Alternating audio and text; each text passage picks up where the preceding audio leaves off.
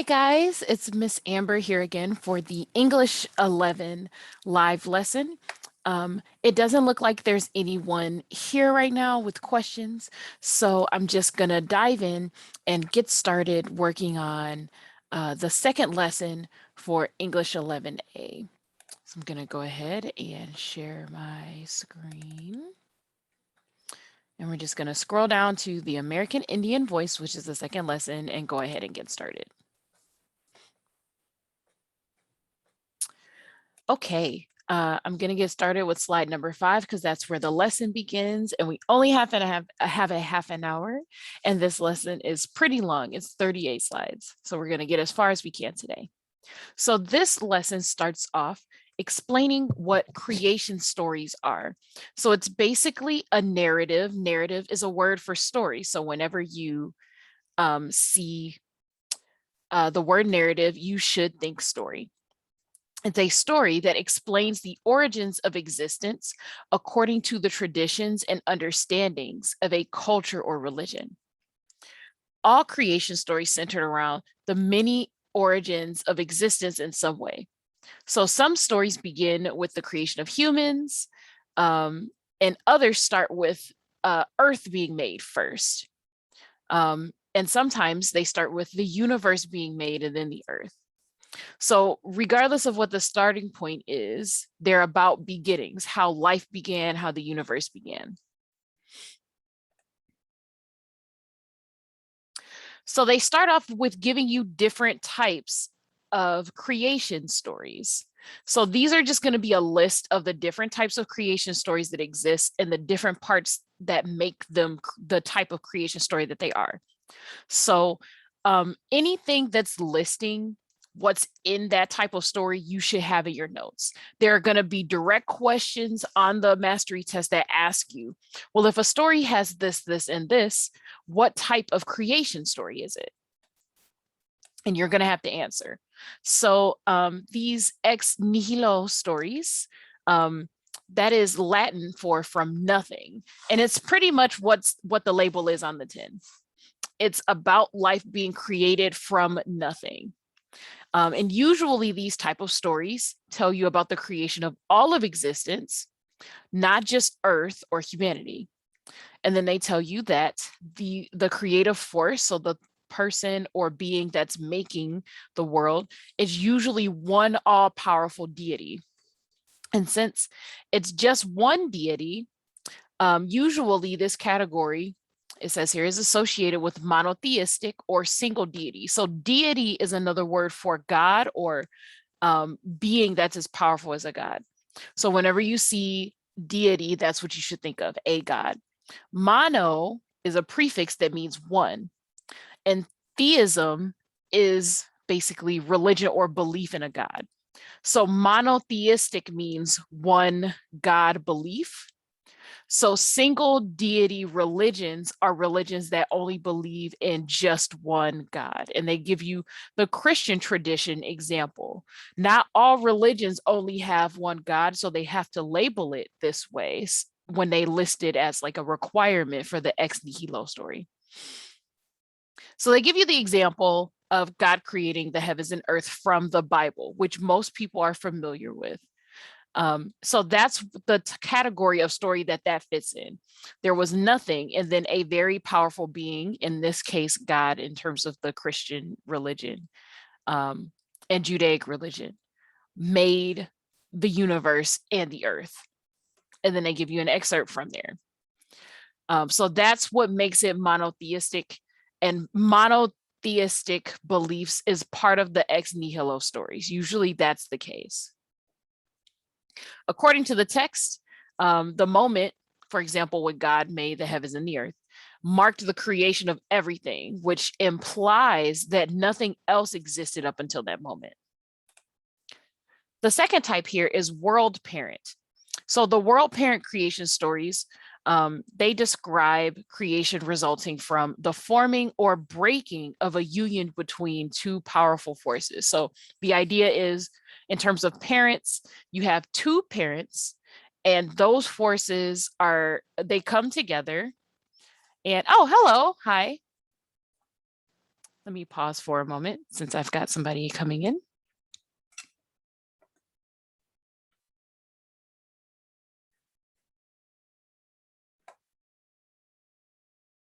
Can you hear me at all? No, not yet. Okay. Oh, hello. Hi, how are you? I'm Miss Amber.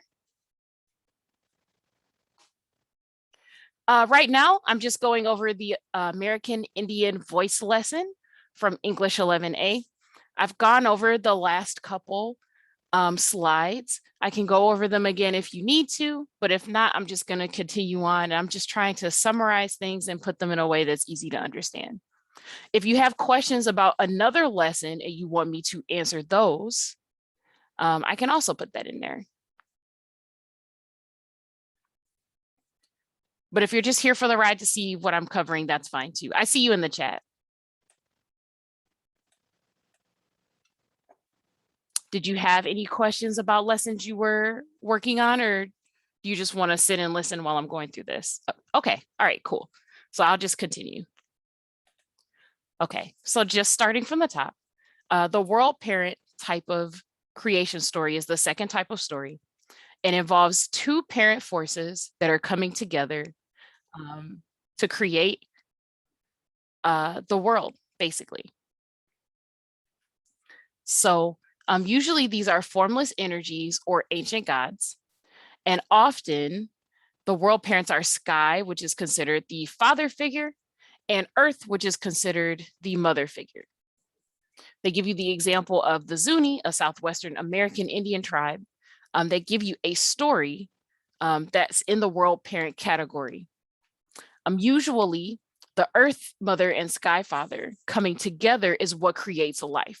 Usually the sky and the earth are the two forces that are considered to be like absolute and at the top of the power structure.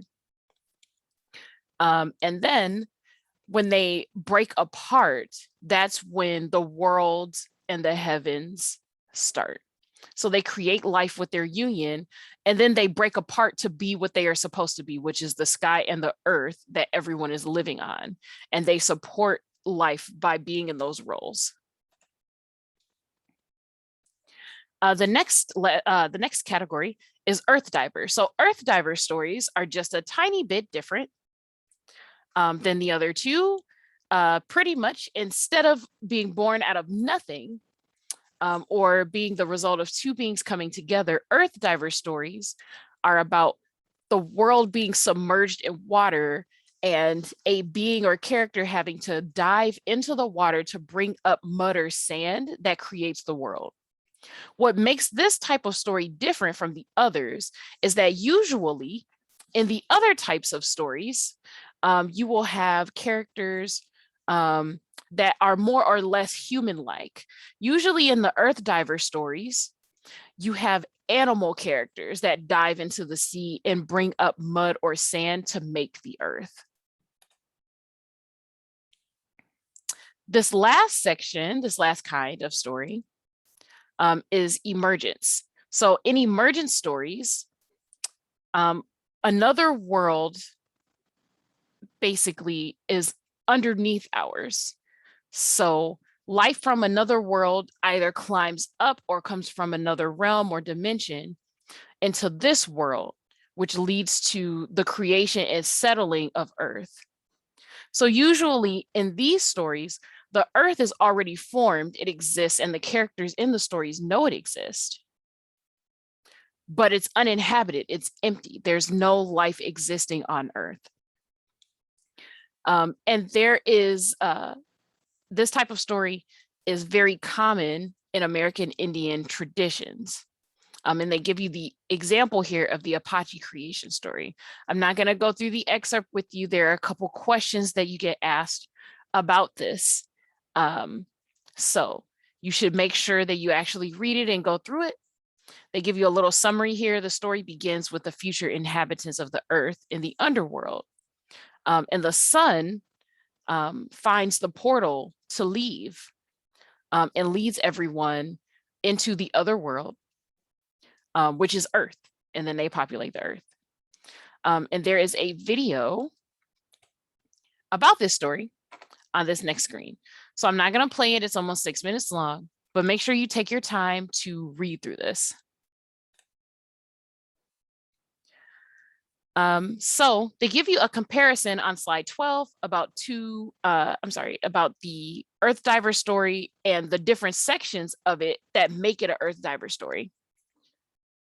So they give you comparisons here. The story tells of creation from water. The quote is, "when all was water." That's a big hint in any stories if they're describing things being in water or being covered by water. The featured character is an Earth Diver. So then Dionysus darted in every direction over the surface of the water. Then it dived to the bottom. So they're describing it actually diving into the water. Usually the Earth Diver character is an animal. So Beaver's grandchild, the little water beetle. So they're giving you details comparing the Earth Diver creation story to the lines in the story that they gave you from the video that correlates, that basically relates to the qualifications. And that's why when we were going through those slides, I was saying that it was very important for you to write down the different qualifiers for each one, because you are going to get questions on the test about that. So the Earth Diver retrieves a bit of mud, and then the mud expands to become earth. So you're going to want to be able to read stories and be able to pick out which pieces make it which type of creation story. So here they give you the emergence creation story and how the world was made. So those two stories were featured in the video from the slide that I skipped over. And these are just quotes that show you how they are actually related to or part of that category. We're going to stop here for a second with the creation stories just to go over the activity and what they want. I'm going to go over at least the first couple parts just so that you can get started. So it says here, you'll analyze the impact of the author's choices regarding how to develop and relate elements of a story or drama. So where the story is set, how the action is ordered, and how the characters are introduced, and figure out or analyze how an author's choices concerning how to structure specific parts of the text contribute to the overall structure. So what this is basically saying in a long form is you're going to be writing about where a story is set, how the action is ordered, so what order things happen in, and those choices to how it structures a story. Things have to be in a certain order, certain things have to happen for the story to like unfold the way that it does. So they just want you to recognize the parts of what happens, where it happens, and what happens as being important. So here it says, which elements of the story suggest that it's an Earth Diver creation story? And they're talking about how the world was made. They just gave you a chart on this that pointed out which parts of the story lined up with the requirements for the Earth Diver story. So they basically just want you to write out the parts that you recognize that were on that chart. That's very easy. Here for B, how does the storyteller use the creation story to help explain observable facts about the natural world, as well as specific Cherokee traditions and beliefs? So basically what you're going to do is go back and watch the video and listen out for parts where they reference things that we see in the everyday world as part of the story. Usually creation stories help explain why the world is the way it is, why the seasons pass the way they do, why we have certain weather, why certain pieces of land and like maybe crops or plants are the way they are. Observable facts means things that you can observe or see with your own eyes. So which parts of the story talk about things that we can see in everyday life ourselves? That's pretty much what part B is asking for. Part C says, briefly describe the structure of the story. So at this point, you already know what plot structure is: exposition, the who, what, where, when, and why, the rising action where you figure out the problem that has to be solved, the climax where they make a decision, the falling action where you figure out how that decision affects things, and then the resolution, which is the ending. So they just want you to take the different parts of the story and figure out how they relate to each other. So how they connect. And then it says, how might this story's history as an oral story, or oral is something that's spoken with your mouth. So an oral story passed down through time influences structure. So they're basically saying, how is this different from a story that you would write down? Try to take some time to think about it. If people are saying these stories out loud to people, how might that change how you structure the story? When you're telling a story to your friends, that's different than when you're writing for your English class, right? So I want you to take a look at the differences between when you write a story down and when you tell someone a story. Maybe it'll be in a different order. Maybe you have to double back to include things you remember. It's a little easier to organize stuff that's on paper because you're not just saying it off the top, right? So they want you to describe how things are related that way. All right, moving right along. This section talks about European impact on American Indians. So they talk about the history of those two groups interacting. And this slide basically gives you information about England and Spain expanding into the Americas, exploring the region, and establishing colonies. And they specifically talk about how Europeans influenced or affected the American Indians. The impact on their lifestyle and culture led to many conflicts, so that's fighting, and clashes with colonists. And I mean, that's what's going to happen when you come to somebody's land and you just suddenly say, hey, I want to take it over. So they talk about the first colonies in the US, or in what would later become the US. The idea of owning land was something that the Native Americans didn't really conceptualize. They didn't believe in it. It wasn't an idea that they thought of. So as Europeans are taking over the land and kicking out other people who have lived on it and benefited on it, you're going to have clashing. And that's what this slide is about. They also talk about other types of consequences and results. So Europeans brought diseases, and exposures to those made a lot of natives sick. So a lot of them died and passed away because they didn't have immunity to those diseases. They had never encountered them before. And American Indians also faced threats to freedom, religion, and traditions. So people wanted to try to convert them to Christianity. People wanted to tell them that their traditions were not civilized. And some of them tried to hold them captive to force them to be taught Christian values. And they talk about the Spanish missionaries. Missionaries are people who work at a church whose job it is to teach and convert other people.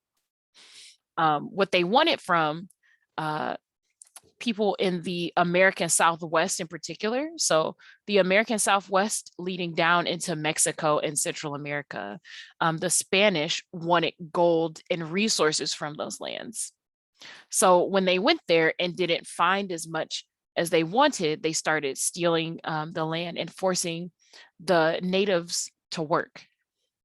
And they did all of this while they were converting them to Christianity. And a lot of the Native Americans fought against this. So that was part of the reason that things were so tense between the groups. So now we've got a couple reading selections that this lesson is going to give you. I'm not going to read through the reading selections. You have to read those on your own, but I will go over the information that they do give you in the lesson about it. So they talk about the literature of the era. So when we're learning about English Lit, that includes all of the writing that's happened in America over time, as we've covered in the previous lessons. It's important to understand the culture and the time period that something was written in, because then you understand how and why it was written, and you can learn things about the way that people wrote things at that time. So this story is how the Spaniards came to Shomopovi, how they built a mission there, and how the Hopi destroyed the mission. And the subject of the story is the culture clash between the Hopi and the Spaniards. And the Spanish missionaries trying to take advantage of the Hopi and how they fought against that. So it says, consider the following questions as you read that story. As a part of Hopi oral traditions, this story is passed through generations in spoken word form. So what narrative, remember that story, and stylistic elements can be attributed to this storytelling form? So what do you think affects this story with it being spoken word form? So you're going to be reading it, but usually when this story is told, it's from person to person speaking. So you have to think about the difference between you reading it and how someone would actually tell it out loud. And then it says, how do previous Hopi stories inform and affect this story?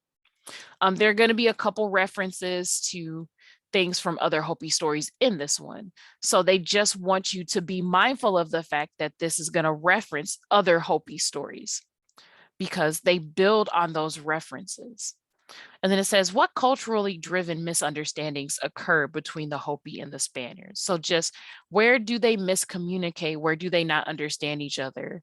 Where do they want different things?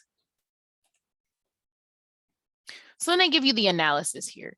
The analysis here just kind of goes over things that you should be able to point out in the story, just in case you missed it. So it has a casual pace. So casual just means like an everyday regular pace, and conversational tone. So that's the tone that you would use when you're just talking to someone normally. And that's associated with oral tradition. We read and write things very formally based on the fact that we don't know who's going to read it. But when you are doing an oral tradition from a tribe or a group that's very close knit, you talk to almost everyone like they're close in their, family. And that affects the tone and the words that are used in the story. So it says, because stories were often told in succession, so that means one after another, the opening line seems to continue from a previous comment. So you can tell that they had to cut off the last sentence from the previous story. You'll see when you open up the link and then start this one. It says other stylistic elements of oral storytelling are also present. They tell you what they are, which is the use of informal phrasing. Informal means not formal, and indefinite pronouns. So indefinite pronouns just means that the pronouns are not set. They could be talking about a he or a she. It fluctuates through the work because the story is supposed to be related to everyone. So they switch the types of pronouns that they use sometimes. So they give you an excerpt and then tell you that this is the person recounting the strong impression first made upon the Hopi by the Spanish. So this is how they were affected by seeing or encountering the Spanish for the first time. It says the Spanish were first heard of at Zuni and then Awatovi. The news came on to Shangapovi passing Walpi. So they're talking about how word of encountering the Spanish traveled through the tribes and eventually land in at Shamapovi.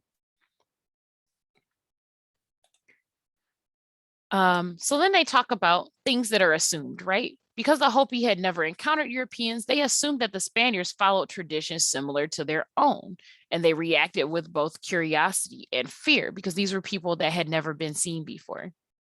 The Spaniards took advantage of the Hopi people's incorrect assumption to establish missions on Hopi land. So basically, they pretended that they had the same traditions so that they could take advantage of the Hopi's hospitality. So once they found out that it was tradition for them to be kind and welcome strangers to their land, they just sort of moved in. And after they moved in, and the Hopi realized that that's what was happening, it led to a culture clash. So basically, they give you a description of what a culture is. So a people's culture includes ceremonies, language, food, religion, art, and literature. And when the norms between two cultures are very different, it's easy to misinterpret or not be sure what someone means when they do something. And that's what's described in this story. Especially because the Spanish were Christian, there was a big issue with the Spanish basically trying to convince the Hopi to abandon their traditions. And that was a big issue. Pretty much, the Europeans tried to replace their tradition with Christian ones instead of working together. And sometimes when fighting over these things, it became violent because the Native Americans are going to want to defend their culture. You can't just let someone come in and tell you what to do and that the way of life for you is wrong and has been wrong forever. That's not how it works. So this is the second excerpt of Plymouth Plantation. So this is an example of a first meeting between Native peoples and Europeans that actually went well. This is a piece that's by William Bradford. It was written between 1630 and 1647. So they're just giving you more information about the background of when this was written. They give you information on Bradford, and they give you information on how he got to the place where he encountered them on Plymouth Plantation. It looks like it is 12:30 already. So this is about as far as we're going to get through this lesson. So this is slide 24. But just getting through some of these excerpts, they give you the analysis of it. It's pretty much an explanation similar to what we got in the last excerpt. So the point of having the analysis here is to help give you more information that you might have missed when you read it. We know that you guys are not used to encountering these types of readings, and the point is to be able to give you the information that you might look over or that you might not think of first when you're reading. So make sure that you read the excerpts and that you read the analysis too. I'm going to touch on the focus on language section really quick right before we go for today. So grammar, we have types of phrases. So phrases are basically parts of a sentence. So the type of phrase is determined or decided by the part of speech it represents. So basically, if you're giving us more information about a noun, about a verb, so the way that you're doing something, more information about a person. So if you're describing a person as tall, if you're telling us that Rava, who is late to class, shoves books in her backpack in the hallway, you're giving us more information about the noun, the person, which is Rava, and that would make it a phrase, Rava, who is late. And that's basically what a phrase is. So a phrase can change based on the type of part of speech it's supposed to represent or give more information on. So I give you an example here. A noun phrase is basically a noun within a sentence. The example they give you here is the gigantic black dog barreled down the street towards me.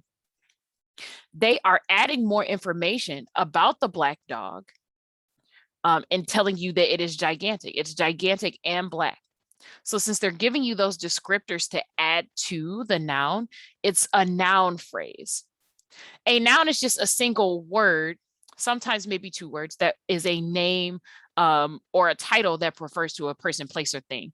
If it's more than one or two words and you get more information to describe that noun, that it becomes a phrase. And here, they italicize it for you, the gigantic black dog. It's a phrase, and because the black dog is a noun, is a person, place, or thing, the entire phrase becomes a noun phrase.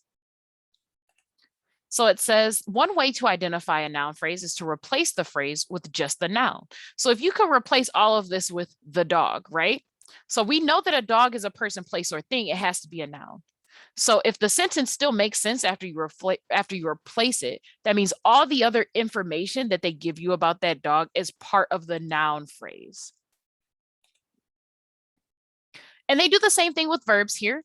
A verb phrase acts as a verb within a sentence. The gigantic black dog barreled down the street towards me, right? So here, the verb phrase is barreled down the street. So you could just say barreled. If you barrel something, it means you're rolling down the way a barrel would quickly and pushing with force, right? But if you're barreling down a street, they're telling you what direction and where someone is actually doing the barreling. So the italicized phrase here is barreled down the street.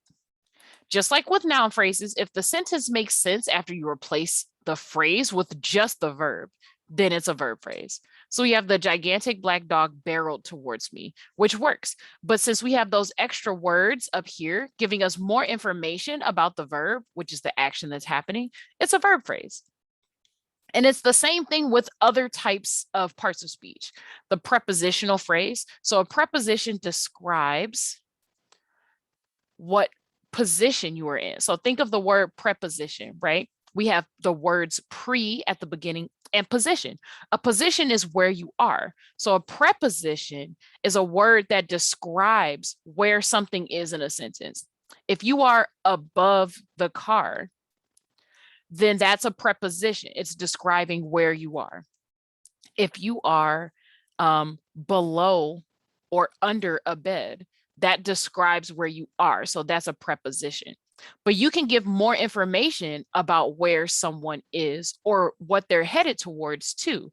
So in this sentence, the preposition would be the gigantic black dog barreled down the street towards me. And down the street, so down is a preposition, but he's not just going down.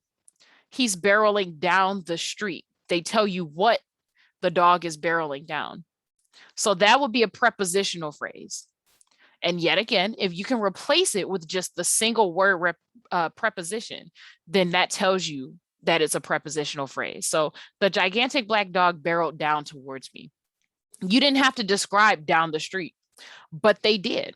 They described down the street to give you more information about the preposition. So that's what makes it a prepositional phrase. And then there's more information here about how prepositional phrases can act as adjectives or verbs. So an adjective describes something and an adverb describes a verb. So for example, if you are running quickly, running is what you're doing, right? But if you're doing it quickly, that describes how you're doing it, and that makes it an adverb. So what they're saying is that, for example, a prepositional phrase can act to describe a person or describe a verb too. So it says if the prepositional phrase is also an adjectival phrase, it will modify the noun that precedes it. So they're saying if the prepositional phrase is being used to describe something, then it's gonna change or modify the noun in front of it. So they give you an example of this. The gigantic black dog from the neighbor's house. So from is a preposition, but it's going to modify the stuff that's in front of it. So in this case, before it, the gigantic black dog. Precede means in front of. So this isn't just a gigantic black dog. This is a gigantic black dog from the neighbor's house. From is a preposition, but it's being used to tell you where the gigantic black dog is from. So it's giving you even more information about this gigantic black dog, and not just what it is, but where it is from. From is a preposition and it's being used to describe the black dog, not just to tell you that the dog is from somewhere, but it is from the neighbor's house. And then at the bottom, if the prepositional phrase is also an adverbial phrase, it will modify the verb that precedes it. So basically, if the preposition is being used to describe the verb, how something is being done, it's going to change the verb that's in front of it. So the example that they give you here is the gigantic black dog from the neighbor's house barreled down the street towards me. So this is a preposition phrase, but it's after the verb. So the dog is barreling and it's barreling down the street. Because the section that's changing the verb. So barreled, because the dog's not just barreling, it's barreling down the street, right? So this is an adverbial phrase. Down is definitely a preposition. But since it's telling you where the dog is barreling, it barreled down the street, that is actually adverbial. It's describing the verb. How did it barrel? It barreled down the street. So you have to look at how the different phrases interact with the rest of the sentence. If you know what a preposition is, it's a word that means the position of something. You have to stop, take a look at how is it connected to the other words in this sentence, and try to remember if it's giving you more information about the noun that's in front of it, it's an adjectival phrase because adjectives describe nouns, right? But if it's changing or giving you more information about the verb, which is what is happening, then it's going to be an adverbial phrase because adverbs describe how someone is doing something. I think that that's about it. These are mostly just questions about this.